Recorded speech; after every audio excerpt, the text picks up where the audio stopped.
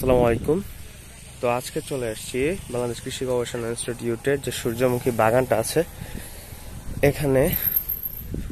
দেখেন কত বড় সূর্যমুখী বাগানটা।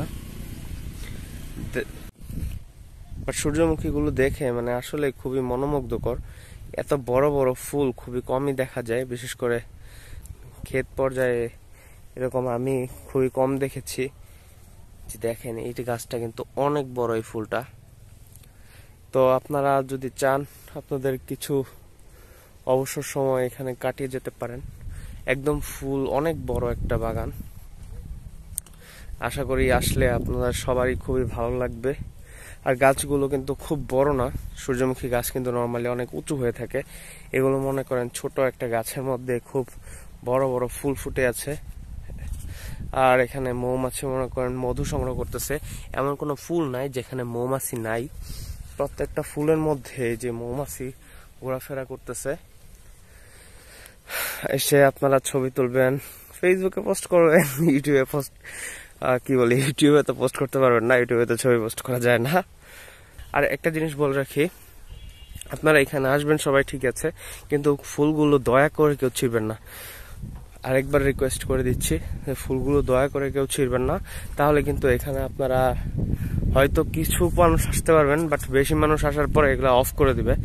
এমনকি ভবিষ্যতে এখানে ফেন্সিং এর ব্যবস্থা করতে পারে, কিন্তু এখন কোনো ফেন্স নাই। এখন আসতে পারেন, আর সে আপনার যতটা সম্ভব যে ভদ্রতার সাথে ছবিগুলো তুলে চলে যাবেন।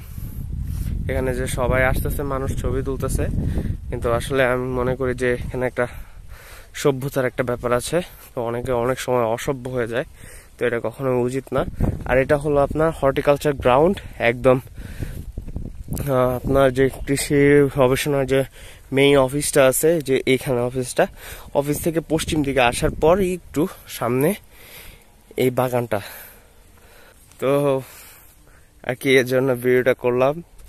আর কৃষি গবেষণা আসলে শীতকালে প্রচুর ফুল আপনার হয়, রোপণ করে সৌন্দর্য বর্ধনের জন্য। কিন্তু এই বাগানটা আসলে সৌন্দর্য বর্ধনের জন্য না, এটা তারা আর কি গবেষণা পারপাস বা তাদের চাষের জন্য দিয়ে রাখছে। হয়তো এখান থেকে বীজ কালেক্ট করবে বা আপনার কোনো উন্নততর জাত উদ্ভাবনের একটা প্রক্রিয়া চালাচ্ছে, সেজন্য এখানে তারা এটা রোপণ করেছে।